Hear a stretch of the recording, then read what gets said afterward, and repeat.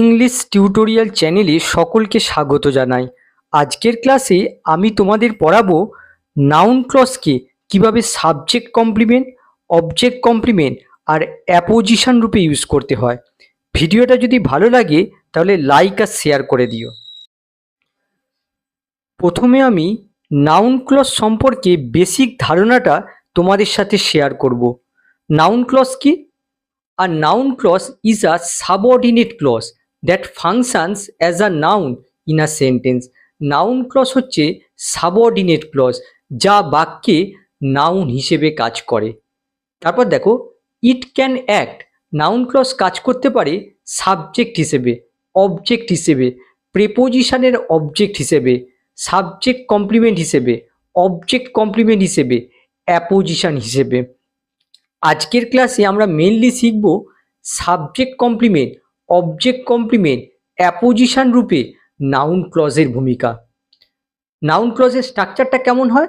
প্রথমে থাকে subordinating conjunction, তারপরে সাবজেক্ট থাকে, তারপরে ভার্ব থাকে, তারপরে আরও কিছু অংশ থাকতে পারে। এবার দেখো সাবজেক্ট কমপ্লিমেন্ট রূপে নাউন ক্লজের ব্যবহার। এর স্ট্রাকচার কেমন হয়? Subject plus linking verb plus subject complement. এই সাবজেক্ট কমপ্লিমেন্ট রূপে নাউন ক্লজ থাকে। আচ্ছা, লিঙ্কিং ভার্বটা কি? এই লিঙ্কিং ভার্বের কাজ হলো সাবজেক্টের সাথে সাবজেক্ট কমপ্লিমেন্টকে লিঙ্ক করা। আর এই সাবজেক্ট কমপ্লিমেন্ট কি? এই সাবজেক্ট কমপ্লিমেন্ট এই সাবজেক্ট সম্পর্কে অতিরিক্ত ইনফরমেশন দিয়ে এই বাক্যের অর্থটাকে সম্পূর্ণ করে।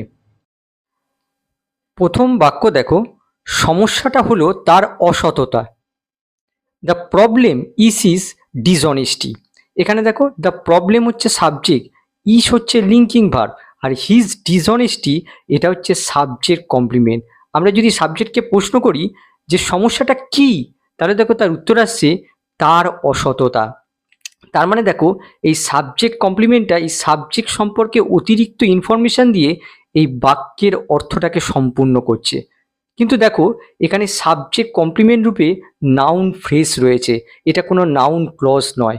এবারে এই বাক্যটা দেখো, সমস্যাটা হলো যে সে সত্য বলছে না। The problem is that he is not telling the truth. এখানে দেখো দ্য প্রবলেম হচ্ছে সাবজেক্ট, ইজ হচ্ছে লিঙ্কিং ভার্ব, আর that he is not telling the truth এই পুরো অংশটা হচ্ছে সাবজেক্ট কমপ্লিমেন্ট। আর এখানে দেখো সাবজেক্ট কমপ্লিমেন্ট রূপে এখানে নাউন ক্লজ এসছে। কেন এটা নাউন ক্লজ? লক্ষ্য করো এখানে দেখো দ্যাট হচ্ছে সাবঅর্ডিনেটিং কনজাংশন, তারপরে দেখো সাবজেক্ট রয়েছে, তারপরে দেখো ইজ টেলিং হচ্ছে ভার্ব। এই পুরো অংশটা হচ্ছে ক্লজ, আর এই ক্লজটা হচ্ছে নাউন ক্লজ। নাউন ক্লজ কেন? দেখো আমরা যদি সাবজেক্টকে কি দিয়ে প্রশ্ন করি যে সমস্যাটা কি, এই কি এর উত্তর দেখো এই উত্তরটা পাচ্ছি, এই সাবজেক্ট কমপ্লিমেন্ট রূপে এই উত্তরটা পাচ্ছি। তার জন্য এই সাবজেক্ট কমপ্লিমেন্ট হিসেবে এটা হচ্ছে নাউন ক্লজ। 2 নম্বর দেখো, আমার বিশ্বাস হলো যে সে নির্দোষ। My belief is that he is innocent. এখানে দেখো মাই বিলিফ হচ্ছে সাবজেক্ট, ইজ হচ্ছে লিঙ্কিং ভার্ব, আর দ্যাট হি ইজ ইনোসেন্ট এটা হচ্ছে এই লিঙ্কিং ভার্বের কমপ্লিমেন্ট। আমরা যদি সাবজেক্টকে কি দিয়ে প্রশ্ন করি যে আমার বিশ্বাসটা কি, তাহলে দেখো তার উত্তর পাচ্ছি যে সে নির্দোষ। তার মানে দেখো এই কমপ্লিমেন্টটা এই সাবজেক্ট সম্পর্কে অতিরিক্ত ইনফরমেশন দিয়ে এই বাক্যের অর্থটাকে সম্পূর্ণ করছে।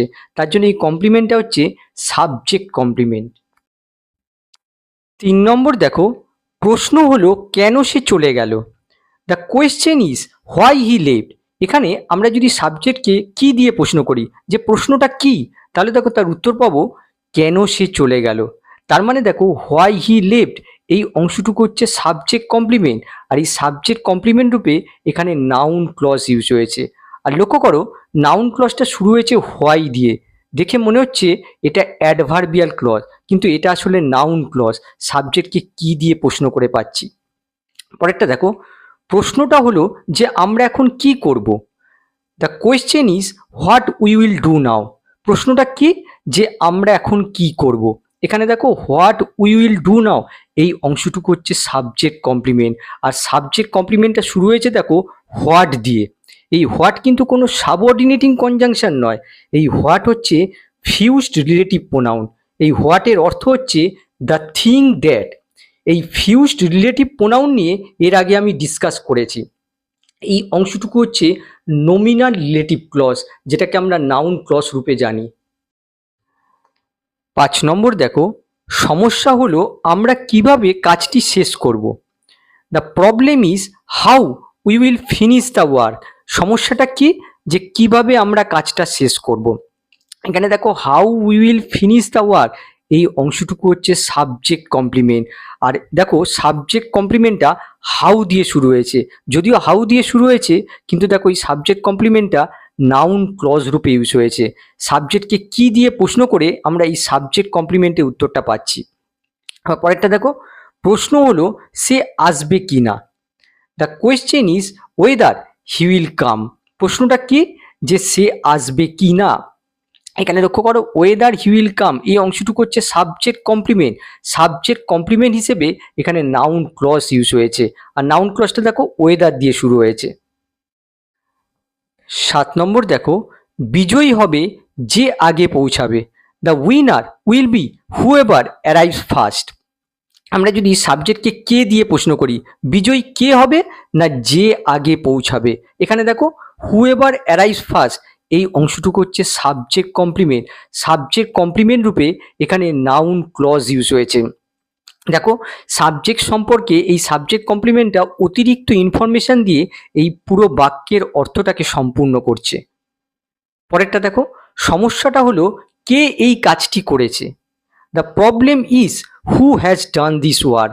সমস্যাটা কি, যে কে এই কাজটা করেছে। লক্ষ্য করো who has done this work, এই অংশটুকু হচ্ছে সাবজেক্ট কমপ্লিমেন্ট। সাবজেক্ট কমপ্লিমেন্ট রূপে এখানে নাউন ক্লজ ইউজ হয়েছে। নেক্সট আমরা দেখব অবজেক্ট কমপ্লিমেন্ট রূপে noun clause.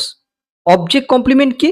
An object complement is a word, phrase or clause that identifies or describes the object of a verb. Object complement word হতে পারে, phrase হতে পারে, আবার ক্লজ হতে পারে, যা ভার্বের অবজেক্টকে আইডেন্টিফাই অর্থাৎ চিহ্নিত করে, অর ডেসক্রাইব অথবা বর্ণনা করে। এই স্ট্রাকচার কেমন হয় দেখো, প্রথমে সাবজেক্ট থাকে, তারপরে ভার্ব থাকে, তারপরে অবজেক্ট থাকে, তারপরে অবজেক্ট কমপ্লিমেন্ট থাকে। এই অবজেক্ট কমপ্লিমেন্ট রূপে এখানে নাউন ক্লজ ইউজ হয়। কিছু ভার্ব আছে যাদের সাথে অবজেক্ট কমপ্লিমেন্ট রূপে নাউন ক্লজ বসানো যায়। ভার্বগুলো কি কি? Call, name, make, consider, leave, keep, choose, appoint, declare, prove, elect. Example দেখো, তুমি আমাকে যা খুশি ডাকতে পারো। You may call me whatever you like. এখানে দেখো ইউ হচ্ছে সাবজেক্ট, মে কল হচ্ছে ভার্ব। তুমি ডাকতে পারো, কাকে ডাকতে পারো? আমাকে। এই মি হচ্ছে কল ভার্বের অবজেক্ট। দেখো বাক্যটা যদি আমরা এই পর্যন্ত রাখি তাহলে কিন্তু বাক্যের অর্থটা সম্পূর্ণ হচ্ছে না।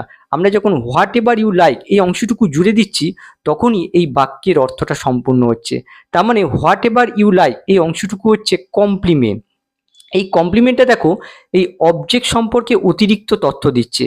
অবজেক্ট সম্পর্কে অতিরিক্ত তথ্য দিয়ে এই বাক্যের অর্থটাকে সম্পূর্ণ করছে, যার জন্য এটা হচ্ছে অবজেক্ট কমপ্লিমেন্ট। দেখো এখানে অবজেক্ট কমপ্লিমেন্ট রূপে একটা ক্লজ ইউজ হয়েছে। আবার দেখো আমরা যদি প্রশ্ন করি you may call me, you may call me what, এই হোয়াট দিয়ে প্রশ্ন করে আমরা এই উত্তরটা পাচ্ছি। এই ক্লজটা আসলে নাউন ক্লজ, যেটা অবজেক্ট কমপ্লিমেন্ট রূপে ইউজ হয়েছে। তোমরা এই ক্লজটাকে কোনো সিঙ্গেল ওয়ার্ড দিয়ে রিপ্লেস করতে পারো। যেমন ধরো ইউ মে কল মি জন, তাহলে দেখো মি আর জন একই ব্যক্তি বোঝাবে। তাহলে দেখো এখানে অবজেক্ট কমপ্লিমেন্ট রূপে নাউন ক্লজ ইউজ হয়েছে। পরেরটা দেখো, তুমি যা চাও আমাকে বিবেচনা করতে পারো। You can consider me whatever you wish. একইভাবে দেখো হোয়াট এভার ইউ উইশ এই অংশটুকু হচ্ছে অবজেক্ট কমপ্লিমেন্ট। অবজেক্ট সম্পর্কে অতিরিক্ত তথ্য দিয়ে এই বাক্যের অর্থটাকে সম্পূর্ণ করছে। আবার দেখো you can consider me what, এই হোয়াট দিয়ে প্রশ্ন করে আমরা এই উত্তরটা পাচ্ছি। এই অবজেক্ট কমপ্লিমেন্ট রূপে এখানে নাউন ক্লজ ইউজ হয়েছে। তোমরা এই জায়গায় বলতে পারো যে you can consider me a fool, তাহলে দেখো মি আর আ ফুল একই ব্যক্তিকে বোঝাবে। তার মানে দেখো এখানে অবজেক্ট কমপ্লিমেন্ট রূপে নাউন ক্লজ ইউজ হয়েছে। আবার দেখো তুমি কুকুরটিকে যে নামে খুশি ডাকতে পারো। You may call the dog whichever name you like. এখানে দেখো whichever name you like, এই অংশটুকু হচ্ছে অবজেক্ট কমপ্লিমেন্ট। অবজেক্ট সম্পর্কে তথ্য দিয়ে এই বাক্যের অর্থটাকে সম্পূর্ণ করছে, তার জন্য এটা হচ্ছে অবজেক্ট কমপ্লিমেন্ট। আর অবজেক্ট কমপ্লিমেন্ট রূপে এখানে নাউন ক্লজ ইউজ হয়েছে। তোমরা যদি প্রশ্ন করো you may call the dog what, তাহলে দেখো হোয়াটের উত্তর এই অংশটা পাচ্ছি। তার মানে এখানে অবজেক্ট কমপ্লিমেন্ট রূপে নাউন ক্লজ ইউজ হয়েছে। তোমরা এই ক্লজটাকে কোনো সিঙ্গেল ওয়ার্ড দিয়ে রিপ্লেস করতে পারো। কুকুরটার কোনো নাম দিয়ে দাও, you may call the dog Rocky, তাহলে দেখো ডগ আর রকি একই জিনিসকে বোঝাচ্ছে। পরেরটা দেখো, তারা কুকুরটার নাম রেখেছিল যা তাদের শিশুরা চেয়েছিল। একই ধরনের দেখো, they named the dog whatever their children wanted. একইভাবে দেখো whatever their children wanted, এই অংশটুকু হচ্ছে অবজেক্ট কমপ্লিমেন্ট। দেখো অবজেক্ট কমপ্লিমেন্ট রূপে এখানে নাউন ক্লজ ইউজ হয়েছে। 5 নম্বর দেখো, পরিস্থিতি তাকে আজ যা সে তাই করেছে। The situation has made him what he is today. এখানে দেখো দ্য সিচুয়েশন হচ্ছে সাবজেক্ট, হ্যাজ মেড হচ্ছে ভার্ব, হিম হচ্ছে অবজেক্ট, আর এই অবজেক্টের পাশে দেখো হোয়াট হি ইজ টুডে, এটা হচ্ছে অবজেক্ট কমপ্লিমেন্ট। এখানে অবজেক্ট কমপ্লিমেন্ট রূপে নাউন ক্লজ ইউজ হয়েছে। তোমরা এটা নাউন ক্লজ কিনা সেটা বোঝার জন্য এখানে কোনো নাউন কিংবা নাউন ফ্রেজ বসিয়ে দেখতে পারো। দেখো আমরা বলতে পারি the situation has made him a discipline person. তাহলে দেখো এখানে নাউন ফ্রেজ বসালে আমরা কিন্তু এই বাক্যটার সঠিক অর্থ পাচ্ছি। তার জন্য এটা হচ্ছে নাউন ক্লজ, যেটা অবজেক্ট কমপ্লিমেন্ট রূপে ইউজ হয়েছে। পরেরটা দেখো, তারা তাকে আগে যেমন ছিল তেমনই রাখলো। They kept him what he was before. একইভাবে লক্ষ্য করো, হোয়াট হি ওয়াজ বিফোর এই অংশটুকু হচ্ছে অবজেক্ট কমপ্লিমেন্ট, এই অবজেক্ট সম্পর্কে তথ্য দিচ্ছে। তোমরা এখানে কোনো সিঙ্গেল ওয়ার্ড বা নাউন বসিয়ে দেখতে পারো, দে কেপ্ট হিম আ সার্ভেন্ট। তাহলে দেখো এই অংশটুকু হচ্ছে নাউন ক্লজ, যেটা অবজেক্ট কমপ্লিমেন্ট রূপে ইউজ হয়েছে। 7 নম্বর দেখো, তারা তাকে সে যা হতে চেয়েছিল তাই নিয়োগ করলো। They appointed him what he had wanted to be. এখানে দেখো what he had wanted to be এই অংশটুকু হচ্ছে অবজেক্ট কমপ্লিমেন্ট। অবজেক্ট কমপ্লিমেন্ট রূপে এখানে নাউন ক্লজ ইউজ হয়েছে। এই ক্লজের জায়গায় কোনো তোমরা সিঙ্গেল ওয়ার্ড নাউন দিয়ে দেখতে পারো, এভাবে বলতে পারো দে অ্যাপয়েন্টেড হিম আ ম্যানেজার। তাহলে দেখো এখানে অবজেক্ট কমপ্লিমেন্ট রূপে নাউন ক্লজ ইউজ হয়েছে। 8 নম্বর দেখো, তারা তাকে সে যা দাবি করেছিল তাই ঘোষণা করলো। They declared him what he claim to B.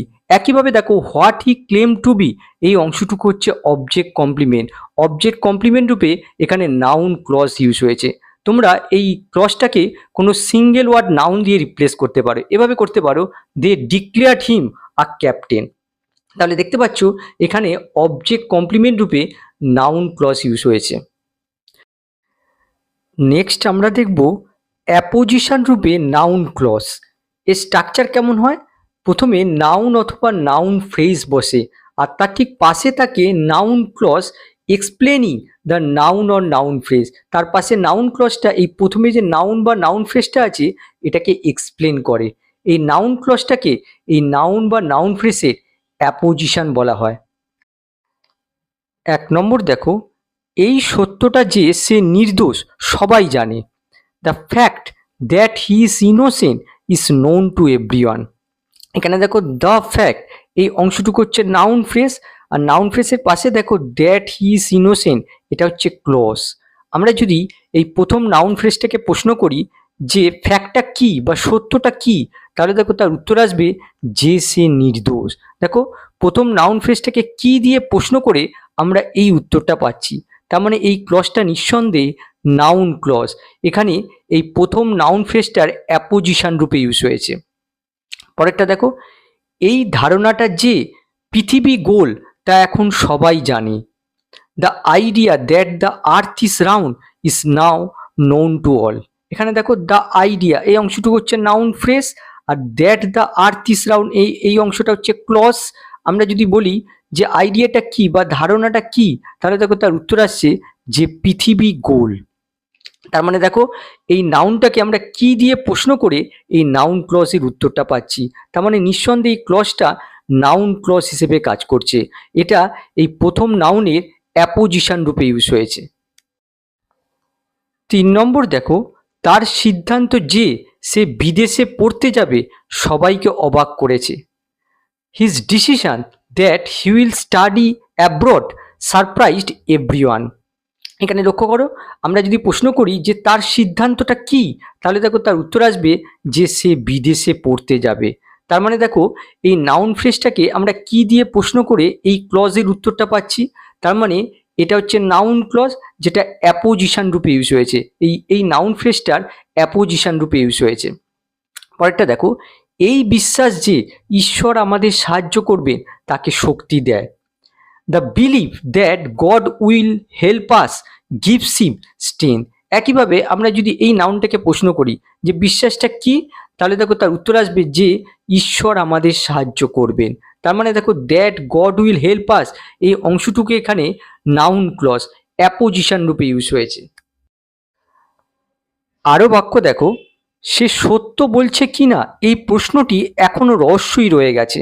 The question whether he is telling the truth still remains a mystery. আচ্ছা, প্রশ্নটি কি, যে সে সত্য বলছে কি না। দেখো এখানে প্রশ্নের বিষয়বস্তু বলা হয়েছে যে weather he is telling the truth, এই অংশটুকু হচ্ছে নাউন ক্লজ, দেখো অ্যাপোজিশন রূপে ইউজ হয়েছে। পরেরটা দেখো, আমি এই খবরটা শুনলাম যে সে চাকরি পেয়েছে। I hard the news that he has got a job. নিউজটা কি, যে সে চাকরি পেয়েছে। দেখো that he has got a job, এই অংশটুকু হচ্ছে নাউন ক্লজ, এই নাউনের অ্যাপোজিশন রূপে ইউজ হয়েছে।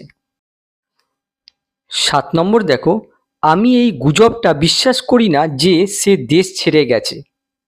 I do not believe the rumour that he has left the country.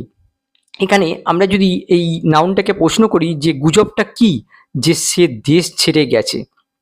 দেখো এই নাউনের পাশে এই যে নাউন ক্লজটা দেখতে পাচ্ছ, এটা হচ্ছে অ্যাপোজিশন রূপে ইউজ হয়েছে। পরেরটা দেখো, সে এই আশায় বেঁচেছিল যে তার ছেলে ফিরে আসবে। He lived in the hope that his son would return. তার আশাটা কি ছিল, যে তার ছেলে ফিরে আসবে। দেখো এই হোপ নাউনের পাশে এই যে নাউন ক্লজটা রয়েছে, এটা অ্যাপোজিশন রূপে ইউজ হয়েছে। এবারে তোমাদের দুটো বাক্য দেখাবো, যে দুটো বাক্য দেখতে অনেকটা একরকম হলেও এদের মধ্যে পার্থক্য আছে। এই বাক্যটা দেখো, আমি এ বিষয়ে নিশ্চিত যে সে নির্দোষ। I am sure about the fact that he is innocent. আমরা যদি এই ফ্যাক্ট নাউনকে কি দিয়ে প্রশ্ন করি যে ফ্যাক্টটা কি, তাহলে দেখো তার উত্তর আসবে যে সে নির্দোষ। তার মানে দেখো এই ফ্যাক্ট নাউনের পাশে এই অংশটুকু হচ্ছে অ্যাপোজিশন, যেটা নাউন ক্লজ রূপে ইউজ হয়েছে। এবারে এই বাক্যটা দেখো, I am sure about the incident that made him disobedient. দেখো I am sure about the incident, ঘটনাটার বিষয় আমি নিশ্চিত।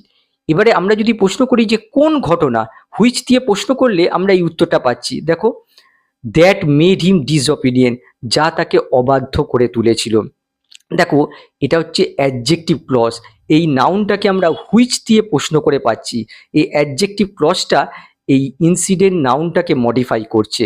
দেখো এখানে ফ্যাক্টকে আমরা কি দিয়ে প্রশ্ন করছি, এখানে ফ্যাক্টের বিষয়বস্তুটাই দিয়েছে যে ফ্যাক্টটা কি, কিন্তু এখানে ইনসিডেন্টের বিষয়বস্তুটা দেয়নি।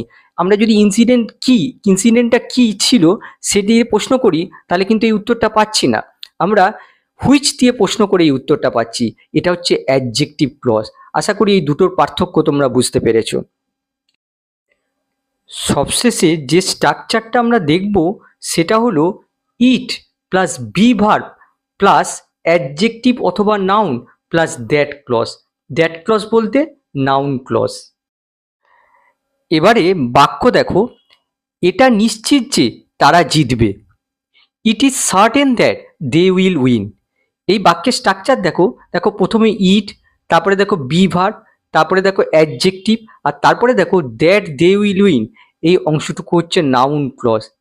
এবারে একটা বিষয় দেখো, ট্র্যাডিশনাল গ্রামারে এই নাউন ক্লজটাকে এই ইটের অ্যাপোজিশন বলা হয়, আর এই ইটকে বলা হয় প্রিপারেটরি প্রোনাউন। কিন্তু মডার্ন গ্রামারে এই ইটকে ইন্ট্রোডাক্টরি সাবজেক্ট বা ডামি সাবজেক্ট বলা হয়, আর এই নাউন ক্লজকে রিয়েল সাবজেক্ট বলা হয়। আর এই স্ট্রাকচারটাকে মডার্ন গ্রামারে বলা হয় এক্সট্রা পজিশন। আর এই মডার্ন গ্রামারে এই স্ট্রাকচারটাকে কখনোই ট্রু অ্যাপোজিশন হিসেবে কনসিডার করা হয় না। এরকমই আরেকটা বাক্য দেখো, এটা লজ্জার বিষয় যে তারা ম্যাচটি হেরেছে। It is the same that they lost the match. এই বাক্যের স্ট্রাকচার লক্ষ্য করো, দেখো প্রথমে ইট, তারপরে দেখো বি ভার্ব, আর তারপরে দেখো সেম হচ্ছে নাউন, এখানে ছিল অ্যাডজেক্টিভ, এটা হচ্ছে নাউন, আর তারপরে দেখো that they lost the match, এই অংশটুকু হচ্ছে নাউন ক্লজ।